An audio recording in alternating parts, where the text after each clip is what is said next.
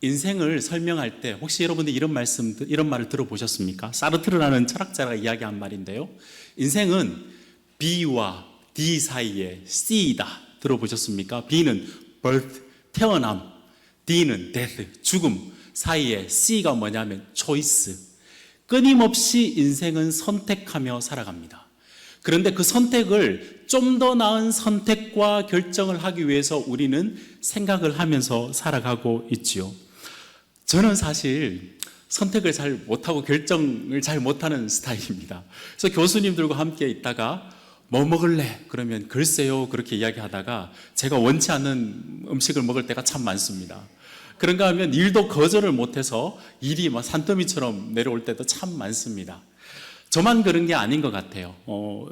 보니까 결정장애, maybe 증후군, 살 거냐 줄 거냐 이것이 문제로 햄릿 증후군처럼 사람들은 결정하기가 굉장히 힘들어합니다. 그런데 본인은 정작 결정하기가 힘든데 남에 대한 문제들은 빨리 결정해주는 그런 성향들도 좀 가지고 있는 것 같아요. 제가 이번 주에 전도사님 한 분이 저한테 상의를 해 오셨습니다. 교수님, 제가 학교에 왔을 때는 그 교수가 되고 싶었습니다. 그런데 지금은 그런 것 같지 않습니다 라고 이야기를 하더라고요. 그래서 제가 마음속에 네가 어느 것을 제가 그렇게 바로 대답을 해드렸어요. 네가 어느 것을 선택하는지가 중요하지 않아. 너는 하나님께서 원하시는 곳에 가서 열심히 충성하면 된다 라고 아주 쉽게 결정을 내려주셨습니다. 속으로 제가 자기는 먹을 것도 잘 결정도 못하면서 남은 얼마나 긴장해서 이렇게 묻는데 너무 쉽게 결정해 드린 건 아닌가라는 생각도 해보았습니다. 타인의 처지에 대해서는 결정하기가 참 쉽지만 자기 자신에 대해서 좋은 것을 선택하는 것은 참 어렵습니다. 그리스도인들은 사실은 하나님을 섬기고 주님을 섬기는 일과 세상을 섬기는 일은 결정하는 것이 선명해야 됩니다. 근데 우리가 참 힘든 일이 뭐냐면 둘 다 모든 일이 주님을 위한 일인데 어떤 것은 더 나은 선택이고 어떤 것은 그렇지 않은 선택인가, 더 나은 선택을 어떻게 할 수 있을까라는 것은 우리에게 굉장히 생각할 거리들을 좀 주어집니다. 우선순위가 어떻게 될까라는 것은 우리에게 참 큰 과제이지요. 오늘 우리가 읽어본 마르다와 마리아의 이야기는 여러분 몇 번 들어보셨을 수도 있습니다. 그렇죠? 마르다와 마리아는 하나는 세상을 섬기고 하나는 하나님을 섬기기 위해서 그들이 일한 것이 아니었습니다. 두 명 다 주님을 위해서 한 일인데 본문 말씀의 42절 끝을 보면 주님께서 마리아는 이 좋은 편을 택하였으니 빼앗기지 아니하리라. 주님이 보시기에는 마리아의 선택이 더 좋았다라고 평가하고 있습니다. 오늘 이렇게 헌신 예배로 오신 우리 여전도회 뿐만 아니라 모든 성도님들도 내가 선택하는 것마다 우리 주님께서 더 좋은 쪽을 택하였구나라고 칭찬을 들을 수 있으면 얼마나 좋을까요? 삶 속에 여러 가지 결정을 내려야 될 일들이 많은데 결정을 내릴 때마다 주님께서 너는 정말 좋은 것을 선택했구나라는 그 선택의 칭찬을 받을 수 있었으면 좋겠습니다. 그런데 주님께서 그렇게 칭찬하신 선택의 기준이 무엇일까요? 무엇 때문에 마리아는 더 좋은 선택을 했다라고 주님께서 그렇게 칭찬을 했을까요? 짧은 시간이지만 우리가 이 말씀을 통해서 예수님께서 더 나은 선택이라고 하시는 그 기준이 무엇인지를 좀 선명하게 우리가 알게 되고 그 기준에 따라서 주님 나라를 위해서 섬겨나갈 때 더 좋은 편을 선택하실 수 있는 여러분 되시기를 우리 주님의 이름으로 축복드립니다. 자, 먼저 이 본문 말씀을 들어가기 전에 제가 하나 여러분들의 자칫 잘못하면 오해할 수 있는 것을 조금 편견을 좀 풀고 좀 지나가면 좋을 것 같습니다. 우리는 주님을 위해서 섬기는 일 가운데 겉으로 드러나는 일 때문에 어떤 것은 더 좋은 일, 영적으로 더 좋은 일, 큰 일, 어떤 것은 영적으로 더 작은 일이라고 생각하는 성향들이 좀 있습니다.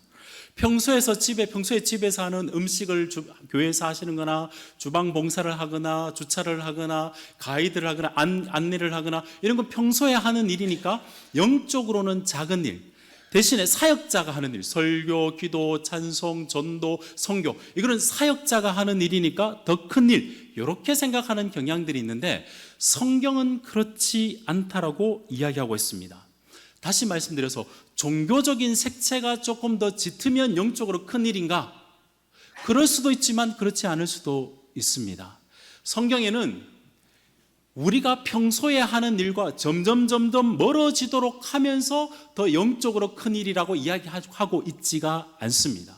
오히려 우리가 평소에 하던 일과 모든 일들 가운데 모든 것을 영적으로 생각해서 그리스도인답게 선택하며 살아가는 것을 영적인 사람이라고 이야기를 하고 있는 것이죠. 때로는 우리가 유교 문화 속에 살아가다 보니까 오늘 본문에도 나오게 될 텐데요. 성경 말씀을 읽는 것은 영적으로 굉장히 큰 일, 주방에서 봉사하는 일은 작은 일, 이렇게 생각하는 경향들이 굉장히 많습니다. 그렇지 않습니다. 대표적으로 제가 예를 들어보겠습니다. 여러분 다 아시는 로마서 12장 1절에 보시면 이런 말씀이 있습니다. 너희 몸을 하나님이 기뻐하시는 거룩한 산 제물로 드리라. 이는 너희가 드릴 영적 예배니라. 이게 영적이라는 단어가 합리적인, 합당한 예배라는 거거든요. 몸을 드리고 머리만 드리는 것이 아니라 몸을 드리는 것이 합당한 예배다. 그걸 영적인 예배라고 표현하고 있는 것이죠. 교회를 위해서 사역자가 하는 일도 영적이지만 평소에 하던 일을 그리스도인답게 해내는 일도 영적이라고 성경은 이야기하고 있는 겁니다. 그런가 하면 하나의 더 오해를 좀 한번 깨고 지나가면 좋겠습니다. 어떤 일은 여성들이 하는 일, 여전도회가 하는 일에 딱 맞다 생각하고 어떤 일은 이거는 남성들만 하는 일에 딱 맞다라고 생각하는 그런 경향들이 있습니다. 꼭 그렇지만은 않습니다.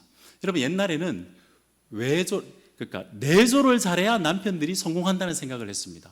근데 요즘은 그런가요? 꼭 그렇지만 않죠. 외조를 잘해야 오히려 성공한다는 이야기가 들립니다. 여러분 요즘 남성들은 요리 좀 하셔야 되죠. 그렇지 않습니까? 요리는 요즘은 백주부라는 이야기가 들리듯이 문화적으로 이 일은 딱 여성 사역자들이라고 여전도회가 하는 일, 이건 남전도회가 하는 일이다, 그렇게 생각하는 것들 문화적으로 뒤떨어진 생각이 될 수도 있습니다. 그런데 여러분, 제가 이렇게 오해를 깼음에도 불구하고 예수님께서는 이상하게 주방 봉사를 했던 마르다는 칭찬하지 않으시고 마리아에게 지금 예수님의 발치 앞에서 예수님의 말씀을 듣고 있는 마리아를 칭찬했습니다. 예수님은 오히려 혹시 지금 잘못 평가하고 계시는 것은 아닐까요? 예수님은 왜 이렇게 평가를 하셨을까요? 마르다는 주방 봉사를 했기 때문에 주님께서 그냥 낮게 보신 것이고 말씀 공부를 한 마리아가 정말 제대로 된 선택을 했다라고 주님께서 그렇게 칭찬하시는 것일까요? 저는 그렇지 않다라고 생각을 합니다. 제가 커왔던 모 교회에도 마르다 여전도회와 마리아 여전도회가 꼭 있었습니다. 주로 마르다가 언니 여전도회죠. 한번 지나간 우스갯소리를 하는 이야기지만 들어봐 보십시오. 한 번은 마르다 여전도회에서 음식을 준비하는 때가 되어서 그날따라 손님들이 그 교회에 새신자가 너무 많은 거예요. 그래서 준비를 하다 보니까 손이 모자라가지고 동생이 마리아 여전도회에 있는 거예요. 그래서 사역사를 통해서 쪽지를 보냈습니다. 얘야, 오늘은 좀 나를 좀 우리 마르다 여전도회를 좀 도와줘라고 쪽지를 보냈습니다. 그 앞에 앉아 있었던 마리아 동생이 이렇게 적어서 다시 보냅니다. 마리아는 좋은 쪽을 선택하였으니 결코 빼앗기지 아니하리라. 혹시 그 의도로 이 말씀을 주님께서 주신 것일까요? 저는 전혀 그렇지 않다라고 생각합니다. 근데 우리가 웃고 지나가지만 초도의 교회에서 중세 교회나 사람들이 마르다는 몸으로 실천하는 여인이었고 마리아는 말씀에 충실한 여인이었기 때문에 자꾸 그림이나 이런 것을 보면 마리아를 높이 둔 그런 어떤 그림들이 굉장히 많습니다. 주님의 뜻은 그게 아닌 것 같습니다. 그런데 우리가 좀 헷갈릴 수도 있을 만해요. 왜냐하면 이 말씀 바로 앞에 보시면 여러분 좀 잘 아시는 선한 사마리아인 비유가 나옵니다. 그 비유의 내용 조금 알고 계시죠? 네, 대답이 없으시군요. 네. 왜냐하면 이 사마리아인 비유를 보시면 한 번은 이 비유가 어떻게 시작하냐면 율법 교사가 와서 내가 어떻게 하여야 영생을 얻을 수 있습니까? 라고 이야기하니까 주님께서 네가 한번 대답해 보세요 라고 답으로 물어봤습니다. 그러니까 이 율법 교사가 어떻게 이야기하냐면 신명기와 레위기 말씀을 잘 정확하게 이렇게 내 마음을 다하고 목숨을 다하고 힘을 다하여 내 하나님을 사랑하고 내 이웃을 내 몸과 같이 사랑하라, 이것입니다 라고 이야기하니까 주님께서 100점짜리 대답이라고 이야기했습니다. 그리고 난 다음에 이 질문을 했던 율법 교사가 아주 이웃들에게 잘했던 모양이에요.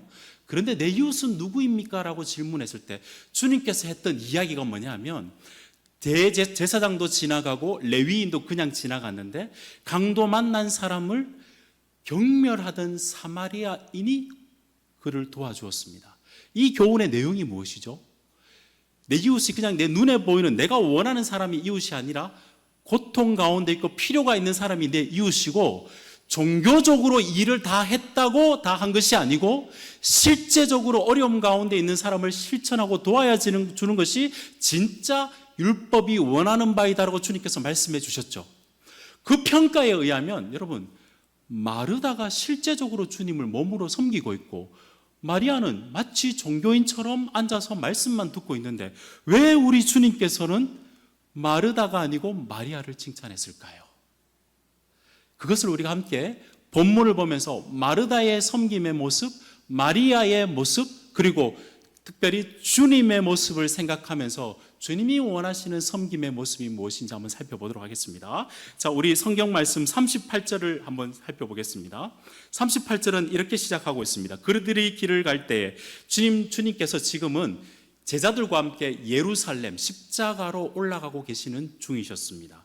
그런데 주님께서 특별히 보시면 베단이라는 한 도시에 들어가십니다. 이게 단수로 쓰여 있는 거 보니까 주님께서 혼자 그 집으로 가셨던 것 같아요. 거기에는 3명이 살고 있었는데 마르다와 마리아와, 여러분 나사로가 누구이죠? 죽었다가 살아난 나사로의 특별히 애정을 가지고 있는 그 집에 도착하기로 했습니다. 사실은 가는 길이 멀기 때문에 예수님이 오신다는 이야기를 듣고 마르다와 마리아는 너무너무 기뻤을 겁니다. 주님이 오시면 무엇으로 섬겨야 될까? 음식을 준비하기 위해서 어쩌면 그 전날, 여러분 잘 아시죠? 전날 명절을 맞이하듯이 주님 오시면 내가 음식을 대접해야지 함께 고민했는지도 모르겠습니다. 저는 어릴 적 저희 집에서는 목사님이 오면 그날이 명절이었습니다. 부모님이 사실은 양계업을 하셨거든요. 매번 이렇게 이제 닭을 기르다 보면 쉬는 날이 별로 없거든요. 근데 이상하게 목사님만 오면 그날은 쉬시더라고요. 음식 준비하시더라고요. 마치 그런 것처럼 마르다가 마리아가 정말 주님을 기다리면서 음식 준비를 하려고 기다리고 있었습니다. 그런데 주님께서 정작 왔는데 39절 말씀을 보시면 동생 마리아는 꼼짝을 하고 있지 않는 겁니다. 주님의 발 아래에 앉아서 주님의 음성만, 말씀만 듣고 있는 겁니다. 마르다가 조바심이 나기 시작했습니다. 이제는 나오겠지. 아마 좀 손짓을 해가지고 나오라고 했는데도, 봤는데도 안 나온지도 모르겠어요. 마치 명절 때 시누이처럼 나오지도 않고 계속해서 일만 하고 있는 거죠. 그러다가 여러분 이쯤 되면 계속해서 일을 하고 있는데 주님께서 이렇게 나가라 하시면 좋을 것 같은데 주님께서도 그렇지 않고 있는 겁니다. 참 독특한 것은 주님의 발치에 앉아서 말씀을 듣는 것은 그때 당시에 남성 제자들이 문화생이 되는 모습으로 앉아서 듣는 겁니다. 근데 마리아는 여자이지 않습니까? 그럼에도 불구하고 주님 앞에 앉아서 말씀을 듣고 있는 모습이었어요. 열심히 일하다가 마음이 조급한 마르다는 급기야 주님 앞에 찾아가기 시작합니다. 그래서 마르다가 주님 앞 찾아와서 마리아에게 직접적으로 이야기하지 않고 주님께 이런 이야기를 합니다. 40절 후반절 말씀을 볼까요? 마르다가 준비하는 일이 많아 마음이 분주한지라 예수께 나아가 이르되 주여, 내 동생이 나 혼자 일하게 두는 것을 생각하지 아니하시나이까 그를 명하사 나를 도와주소서. 지금 마르다는 동생도 미웠지만 이 동생이 앞에 있는데 나와서 도와주라고 하지 않는 주님에 대한 불평을 이렇게 돌려서 이야기하고 있는 거지요. 이 마르다의 불평을 들은 주님은 평소 같으면 그래, 내가 그렇게 하도록 할게 라고 대답하실 것 같은데 주님께서 약간 엄한 소리로 41절 말씀 보시면 마르다에게 이렇게 말씀하십니다. 마르다야, 마르다야. 성경에서 이름을 2번 부르면 굉장히 애정을 가지고 있거나 급할 때 주로 기억나시죠? 예수님께서 하나님께서 아브라함아 그 칼을 쓰지 말라고 할 때, 그죠? 모리아산에서 그때도 그랬고 예수님께서 예루살렘에서 예루살렘아 울면서 했을 때도 2번 이렇게 반복하신 것입니다. 그런데 주님께서 마르다에게도 간곡한 마음으로 조금 급하게 애정을 가지고 마르다야, 마르다야, 내가 많은 일로 염려하고 근심하나 몇 가지만 하든지 혹은 한 가지만이라도 족하다라고 이야기하고 계십니다. 여러분, 제가 질문 한번 해보겠습니다. 지금 주님께서 마르다에게 하신 말씀이 주방 봉사보다는 말씀 듣는 것이 더 좋기 때문에 마르다에게 이런 말씀을 하고 계시는 것일까요? 만약에 그렇다면 이제 앞으로 여러분 교회에서 주방 봉사는 없는 겁니다. 주위에 있는 사람을 섬기기 위해서 물질로 섬기는 거 실천하는 그런 건 없어야 되죠. 말씀만 들으면 되지 않겠습니까? 정말 주님께서 그 마음으로 이 말씀을 하신 것일까요? 주님의 말씀은 그것이 아니었습니다. 우리 본문 말씀을 보시면 40절 말씀을 보면 준비하는 일이 많아서 마르다의 마음이 분주했습니다. 무슨 말인가 제가 설명해 드리겠습니다. 주님께서 오신다는 이야기에 주님을 사랑해서 이 일을 하면 주님께서 정말 좋아하겠지라고 생각해서 그 일을 했습니다. 그런데 여러 음식을 하고 여러 가지 일을 하다 보니까 그것이 자기 기대대로 되지 않는 겁니다. 마음이 분주해서 자기가 하는 일 때문에, 원래는 주님 때문에 기뻐했던 일인데 주님을 위해서 그 일을 하면서 일이 급해가지고 일이 너무 많아서 분주해서 자기 마음이 그렇게 된 것이죠. 주님께서 마르다의 마음을 지적하신 것처럼 주님도 자신의 마음을 우리에게 소개하고 계십니다. 42절 말씀 한번 볼까요? 마르다야, 몇 가지만 하든지 혹 한 가지만도 족하니라. 주님께서 원하는 것은 단 한 가지의 일이라도 네가 정말 일 때문에 치여서 종교적으로는 명분상 그 일을 하는 것이 아니라 처음 네가 마음을 가졌던 것처럼 나를 위해서 기쁨으로 단 한 가지만 하더라도 그것으로 나는 족하다라고 주님께서 우리에게 말씀하고 있는 것이지요. 사랑하는 여러분, 주님을 위해서 일하다가 마르다와 같은 침체의 증상을 경험하는 분들이 생각보다 꽤 많습니다. 여러분 어떤지 모르겠지만 속으로 한번 제가 검진표를 한번 만들어 드릴 테니까 스스로 한번 체크 한번 해 보시겠습니까?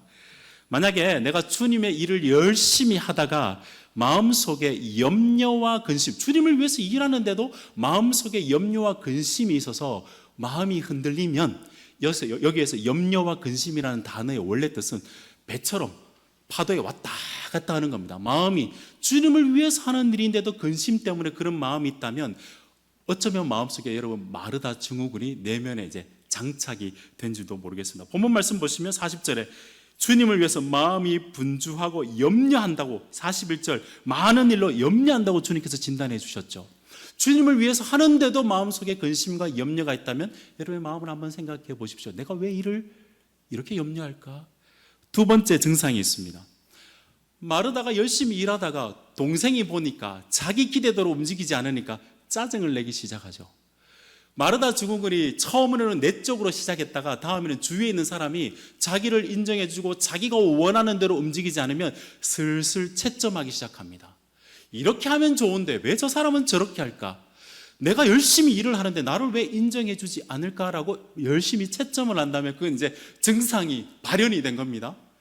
세 번째 점검표입니다. 더 심각한 건데요, 내적으로 근심과 염려가 있다가 주위에 있는 사람이 비평의 대상이 되고 불만의 대상이 되다가 주님, 내가 열심히 일하고 바쁜데도 불구하고 주님 나라 위해서 일하는데 왜 나를 돌아보지 않습니까? 라고 주님께 불평을 한다면 그건 틀림없이 마르다 증후군에 빠진 겁니다. 여러분, 이 마르다 증후군 주님께서 주신 겁니까? 아니죠.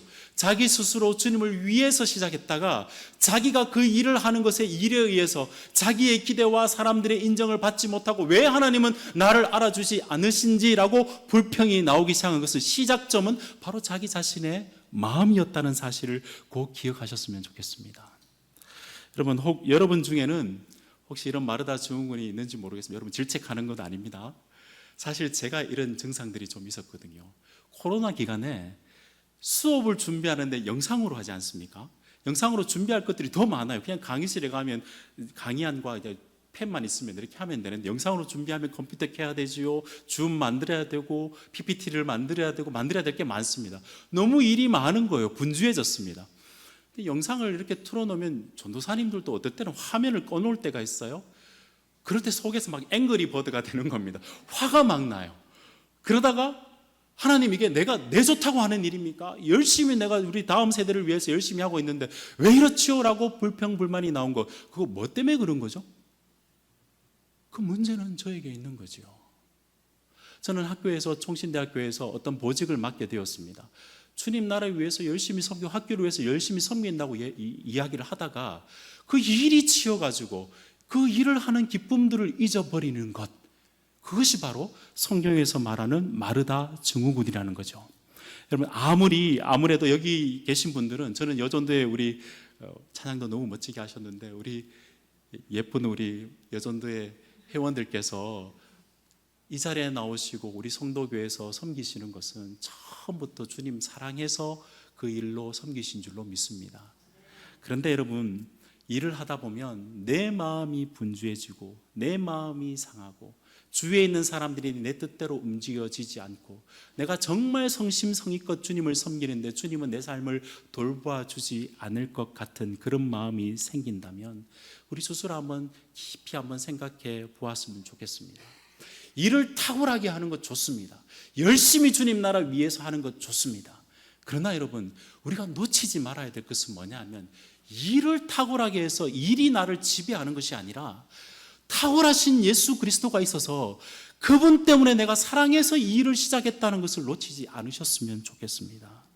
사실은 우리가 예수님을 돕는다고 그렇게 열심히 일을 하다가 내가 생각하는 기대 때문에, 내가 생각하는 기준 때문에 내가 마음의 실망과 염려와 불평과 혹은 비난들이 있다면 이 마르다의 마음이 내 마음속에 들어왔구나 생각하시고 다시 한번 주님 앞에 나가서 내 첫 번째 마음이, 시작할 때의 마음이 무엇이었는지를 생각해 보시는 여러분이 되었으면 좋겠습니다. 여러분, 저는 핸드폰을 보면 핸드폰에 제 가방에도 저기에 있군요. 핸드폰을 보면 좋은 어플들이 많습니다. 성경 공부할 수 있는 바이블 어플들, 앱들 아시죠? 굉장히 많이 깔려 있거든요. 근데 가끔 보면 신앙생활을 어플 신앙, 앱 신앙을 하시는 분들이 계세요. 여러 가지를 막 클릭해서 분주하게 앱을 합니다. 그런데 하다 보면 놓치는 것이 뭐냐면 배터리 충전하는 걸 놓쳐버려요.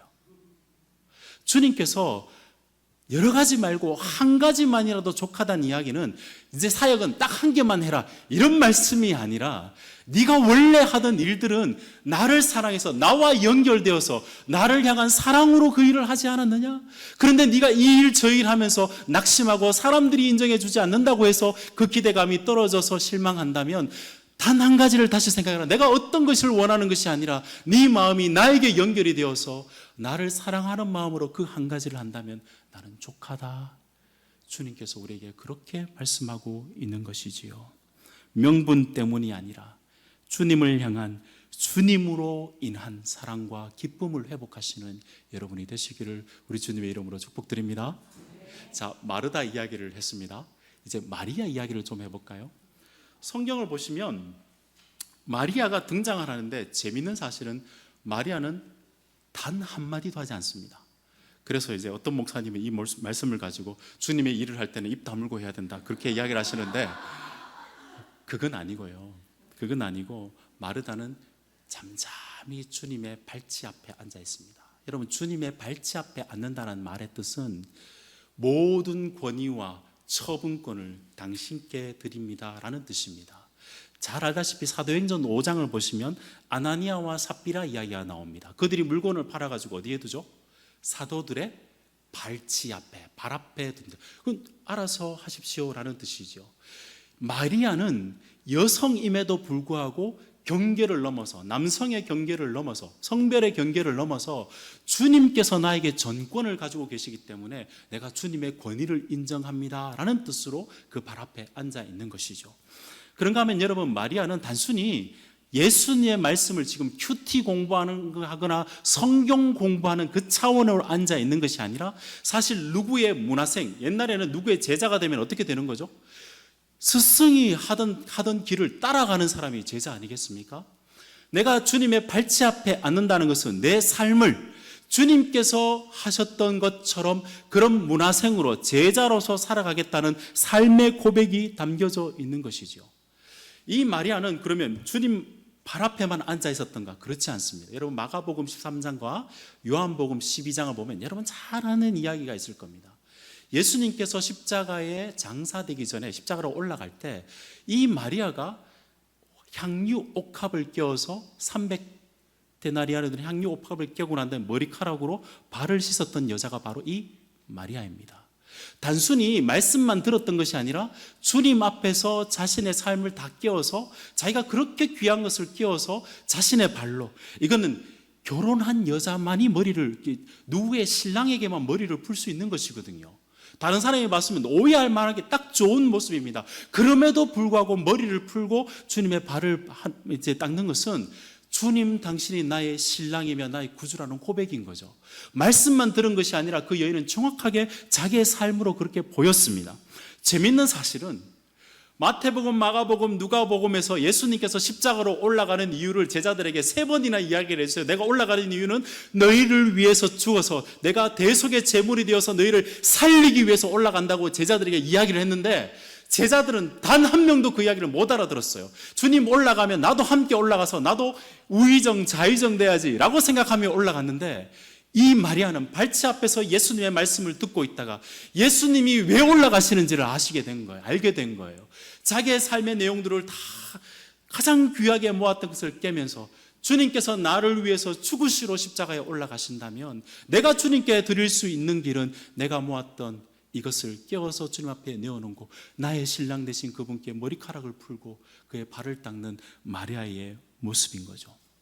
정확하게 설명하자면 누구의 발치 앞에, 주님의 발치 앞에 앉았던 마리아의 모습은 예수님께서 나를 위해서 무엇을 해주셨는지를 정확하게 알도록, 그리고 그것을 알기 때문에 이제 내 삶을 주님 앞에 의탁하고 주님 앞에 맡기며 주님께서 살아갔던 방식으로 나도 섬기며 살아가겠다고 고백하는 것이, 삶으로 실천하는 그 출발점이 바로 주님의 발치의 앞에 앉는 것입니다. 그래서 여러분 잘 알다시피 주님께서 이 마리아의 모습을 보고 마가복음 14장 9절을 보시면요, 복음을 전하는데 제자들의 이야기가 아니고 이 여인이 한 행동이 복음을 전할 때마다 전해진다고 이야기를 하고 있습니다. 출발점으로 주님의 발치에 앞에 앉았던 이 마리아에게 주님께서 이렇게 대답을 했죠. 칭찬을 해주셨죠. 이 좋은 편을 택하였으니 빼앗기지 아니하리라. 마리아는 정확하게 주님께서 이 땅에서, 이 땅 가운데 나를 위해서 무엇을 해주시기 위해서 오셨는지를 알고 그 복음을 알아서 그 주님의 사랑에 감복하고 감사해서 그 반응으로 주님을 섬기며 나아가겠습니다 라는 모습이 바로 마리아의 모습이라는 말씀인 것이죠. 복음을 알고 복음으로 섬기는 삶, 그 삶이 최고인 것을 알아서 주께서 나를 위해서 해주신 것을 기억하고 내가 주님을 위해서 섬기는 삶, 그래서 주님께서 이 마리아를 칭찬해 주신 것이지요. 사랑하는 여러분, 사실 이 내용은 앞에 선한 사마리아인 비유와도 연결이 되는 것 같아요. 여러분 한번 질문해 보겠습니다. 예수님께서 율법 교사에게 너도 가서 이와 같이 하라, 이 말씀 여러분이 딱 듣기에 와, 그럼 열심히 해야 되겠다라는 생각은 들지만, 주위에 있는 사람을 섬겨야 되겠고 이웃을 섬겨야 되겠다는 생각은 들지만, 여러분 덜컹 겁이 나지 않으세요? 정말 여러분 그렇게 하실 수 있습니까? 그렇게 할 수 있는 동기는 어디에 있을까요? 내 힘으로 하는 것이 아니라 마치 사마리아인이 다 죽어가는 사람을 건져내고 다시 돌아올 때 값을 치루어 주겠다라고 그렇게 했던 선한 사마리아인처럼 주께서 우리를 위해서 다 죽었던 우리들을 살려내시고 마지막 때 다시 오셔서 내가 모든 값을 치루어 주고 너를 구원하겠다는 예수 그리스도의 사랑을 아는 사람만이 내가 내 힘으로 하는 것이 아니라 그 사랑 때문에 주위에 있는 사람을 섬길 수 있는 것 아니겠습니까? 우리가 교회 가운데서 주위에 있는 사람을 섬기고 우리 여전도회로 남전도회로 섬길 수 있는 원동력은 뭐냐면, 내가 열심히 해서 내가 주님을 위해서 이것 하겠습니다 라는 것에서 시작하는 것이 아니라 주께서 나를 위해서 모든 것을 주어주셨기 때문에, 그것 때문에 내가 주님을 섬깁니다. 그래서 내가 주님의 발치 앞에 항상 있겠습니다. 주님을 닮아가며 주님을 알아가며 주께서 나를 위해서 해주셨던 것처럼 내가 정권을 주님께 맡기고 의탁해서 주님을 사랑하는 그 마음으로, 주께서 나를 사랑하시고 주님을 사랑하는 그 마음으로 내가 섬겨 나가겠습니다. 그것이 주님의 발치 앞에 앉는 모습인 줄로 믿습니다. 여러분, 이 마리아와 같은 그 주님의 발치 앞에 앉아 있는 여러분 되시기를 우리 주님의 이름 축복드립니다. 언제나 시작은 예수 그리스도 앞에입니다. 내 일이 중요한 것이 아니고 주께서 나를 위해서 하셨던 그 복음이 중요해서 그 사랑이 커서 내가 주님 앞에 반응하며 살아가는 것, 그것이 우리의 기본 자리인 줄로 믿습니다. 자, 이제 마르다와 마리아 이야기를 했습니다. 이제 남은 이 본문에서 남은 등장하는 다른 인물이 한 분 계신데 누가 있을까요? 예수님이시죠. 예수님 입장에서 한번 생각해 봅시다. 주님께서는 지금 십자가로 올라가고 계십니다. 여러분 잘 알다시피 예수님은 하나님이십니다. 그런데 예수님께서 이 땅에 왜 오셨죠? 성부 하나님의 우리를 향한 사랑과 성부 하나님의 뜻을 이루기 위해서 우리 주님은 성부 하나님의 발치에 앉으셨습니다. 그렇게 하실 필요가 없으신 분인데 인간으로 오셔가지고 우리를 구원하시기 위해서 십자가로 올라가는 길이었어요. 그때 우리 주님께서 자기가 사랑하는 가정에 찾아가서 그에게 왜 올라가는지 예수 그리스도를 그 가정에 보여주신 것이지요. 마찬가지로 우리가 이 예배 가운데 온 것은 예수 그리스도께서 우리를 사랑하셔서 지금도 이 땅 가운데 우리 여러분을 찾아오셔서 이곳으로 부르신 줄로 믿습니다. 예수님도 성부 하나님 아버지의 발치에 앉아서 하나님과 동등하신 분이 다른 사람의 멸시와 천대를 다 받고서도 우리를 구원하시기 위해서 끝까지 발치에 앉아서 주님의 뜻을, 하나님의 뜻을 이루어 주셨습니다. 예루살렘으로 향해 가시면서 자기의 사랑하는 가정을 의도적으로 찾아오셨듯이 주님께서는 의도적으로 여러분들을 찾아오셨습니다.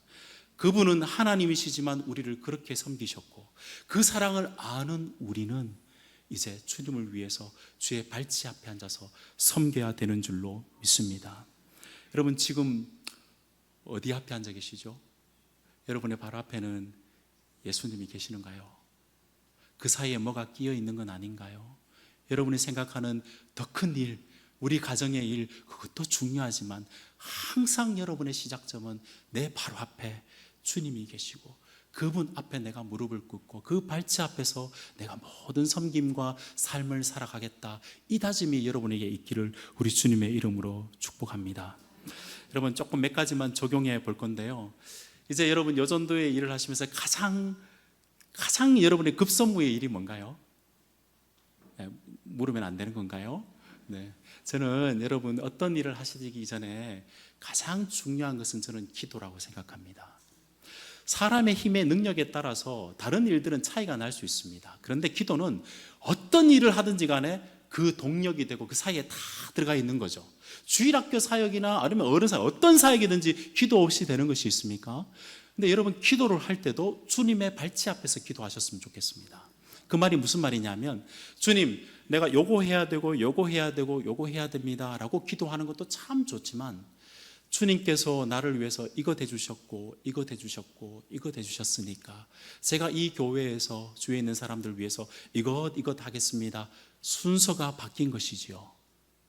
말씀을 읽을 때도 마찬가지입니다. 내가 말씀을 먹고 요게 나한테 은혜되고 요게 나한테 좋다, 나한테 얼마나 도움이 되느냐, 이런 식으로 말씀을 읽는 것도 참 좋지만 그거보다 우선 말씀을 읽으니까 주님께서 나를 이렇게 사랑하시는군요, 이 일을 나에게 위해서 해 주셨군요, 거기에 대한 반응으로 우리가 말씀을 읽어 나가시면 좋겠습니다. 우리가 가장 기초적인 일은 기도하는 말씀 이외에도 모든 일도 마찬가지입니다. 주차를 안내하는 것도 우리의 삶의 길이 되시는 주님이라 생각하시고 내가 주차 안내를 하는 거고, 주방 봉사를 할 때도 주님께서 우리의 영원한 양식 된다는 것을 기억하면서 주위에 있는 성도님들 위해서 밥을 하고, 주위에 있는 사람들을 내가 안아주는 것도, 인사하는 것도 주께서 하듯이 하는 그 모든 일들이 사실은 다 주님의 발치 앞에서 하는 일이겠지요. 사랑하는 여러분, 그러므로 우리의 사역, 우리의 섬김의 문법을 좀 바꿨으면 좋겠습니다. 1인칭에서 3인칭으로 바꾸세요. 내가 이것 합니다, 내가 이것 합니다가 아니고 주께서 이것 하시고 그분이 나를 위해서 이 일을 하셨기 때문에 내가 이 일을 하겠습니다라고 고백할 수 있는 여러분의 사역의 문법이 3인칭으로 바뀌시는 여러분이 되었으면 좋겠습니다. 저도 그렇게 생각할 때가 참 많습니다. 내가 이 일을 하면 주님 나라 위해서 열심히 섬겼으니까 이 프로그램, 이 프로젝트를 잘해서 주님 기쁘시게 해야 되지라는 생각을 참 많이 했었습니다. 근데 한 번은 기도할 때 이런 마음이 들더라고요. 너는 프로그램을 해서 나에게 기쁨을 주려고 하니 사실은 네 자신이 나의 프로젝트다. 주님은 우리 자신을 너무너무 사랑해서 주님의 대상으로 삼으셔, 사랑의 대상으로 삼아서요. 그래서 그 대상이신 주님 앞에서 우리가 주님 사랑해서 섬기는 것 아니겠습니까? 그것으로 우리가 만족할 수 있는 인생 아니겠습니까? 여러분, 그리스도인의 삶의 본질과 정체성은 내가 지금 하고 있는 일 자체로 현상적인 것으로 드러나지 않습니다. 진짜 중요한 것은 내가 어떤 일을 함에도 불구하고 내가 주님을 어떤 태도로 대하며 내가 이 사역을 하고 있는지가 가장 중요한 것이죠. 주께서 나에게 이루신 복음이 생생하게 내 마음속에 살아있어서 한 가지 일을 하든 두 가지 일을 하든 어떤 일이든 주님 앞에서 주님 사랑해서 하는 일이라면 주님께서 네가 좋은 선택을 하였으니 결코 빼앗기지 아니하리라 라는 주님의 칭찬을 들으실 수 있을 줄로 믿습니다. 무엇이냐가 중요한 것이 아니라 어떻게가 중요합니다. 어떤 일이든 주 안에서 하는 일은 주께서 기쁨으로 받으실 줄로 믿습니다. 그 사랑을, 주님을 향한 그 사랑을 빼앗기지 않는 여러분 되시기를 우리 주님의 이름으로 축복드립니다. 말씀을 맺고자 합니다. 앞에 있는 목사가 열심히 이제 설명을 했지만 사실 이거 단순하지 않습니다. 하다 보면 실패를 할 때도 많죠. 그리고 내가 선택했던 것이 정말 좋은 선택인지 헷갈릴 때도 참 많습니다. 결과적으로 돌아보니까 주님 앞에 정말 제대로 못했던 것들이 많아요. 그때마다 저는 주님의 질문을 다시 한번 생각해 봅니다. 저는 여러 가지 사역에 여러 가지 원칙들과 여러 가지 방법들이 있겠지만 진리는 굉장히 단순하다 생각합니다. 여러분, 주님 위해서 따랐던 베드로에게 주님께서 일을 맡기셨을 때 마지막에 했던 질문이 뭐예요? 바요나 시몬아, 네가 나를 사랑하느냐? 바요나 시몬아, 네가 나를 사랑하느냐? 바요나 시몬아, 네가 나를 사랑하느냐? 주님이 원하시는 것은 일의 탁월함이 아니라 주님 사랑하는 것에 탁월한 자가 되는 것이었습니다. 우리의 싸움은 얼마나 무엇을 잘하느냐, 교회가 얼마나 크느냐, 내가 많은 일을 주님을 위해서 했다, 그것이 중요한 것이 아니라 실제 싸움은 진짜 주님 사랑해서 이 일을 했구나, 그것이 우리의 진짜 싸움인 줄로 믿습니다. 왜냐하면 우리가 하는 모든 일이 진짜 귀한 일이 되도록 하시는 것은 그리스도이시기 때문입니다.